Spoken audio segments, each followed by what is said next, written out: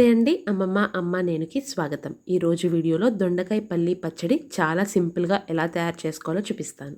ముందుగా 250 గ్రాములు అంటే పావు కేజీ దొండకాయల్ని శుభ్రంగా కడిగి ఈ విధంగా చిన్న ముక్కల్లా కట్ చేసి పెట్టుకోవాలి. ఇప్పుడు ప్యాన్లో ఒక 2 నుంచి 3 టేబుల్ స్పూన్స్ దాకా ఆయిల్ వేసుకోవాలి. ఆయిల్ వేడైన తర్వాత ఒక 2 స్పూన్ల వేరుశెనగ గుళ్ళు, 2 స్పూన్ల నువ్వులు యాడ్ చేసుకోవాలి. అలాగే ఒక 5 పచ్చిమిర్చి ఘాట్లు పెట్టి యాడ్ చేసుకోవాలి. ఇవి కొంచెం వేగిన తర్వాత ఒక 4 ఎండుమిరపకాయలు కూడా వేసుకుని రంగు మారే వరకు ఫ్రై చేసుకోవాలి.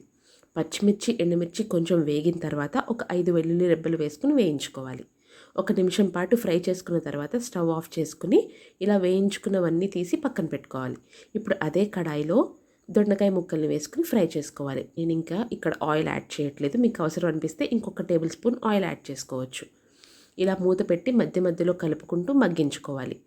దీనికి ఒక 5 to 6 మినిట్స్ అయితే సరిపోతుంది. లేత దొండకాయలు అయితే పచ్చడి టేస్టీగా ఉంటుంది. దొండకాయలు వేగాక కొద్దిగా పసుపు ఉప్పు వేసి ఇంకొక నిమిషం పాటు వేయించుకోవాలి. తర్వాత కొద్దిగా కొత్తిమీర, కొద్దిగా చింతపండు వేసుకుని 1 నిమిషం పాటు వేయించి స్టవ్ ఆఫ్ చేసుకోవాలి. పల్లీలు నువ్వుల్ని మిక్సీ జార్లో వేసి గ్రైండ్ చేసుకోవాలి.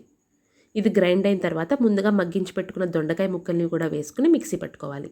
మరీ మెత్తని పేస్ట్లా కాకుండా కొంచెం కచ్చాపచ్చాగా ఉంచుకోవాలి.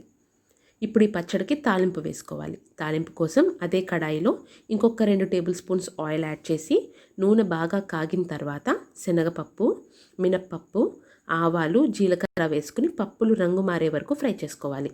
మీకు ఇంగువ ఫ్లేవర్ నచ్చితే అది ఇప్పుడు యాడ్ చేసుకోవచ్చు. తర్వాత ఎండుమిరపకాయలు, కరివేపాకు వేసుకుని బాగా వేయించి పచ్చడిలో వేసి కలిపేసుకోవాలి. వేడి అన్నంలో నెయ్యి వేసుకుని పచ్చడి వేసుకుని తింటే చాలా టేస్టీగా ఉంటుంది.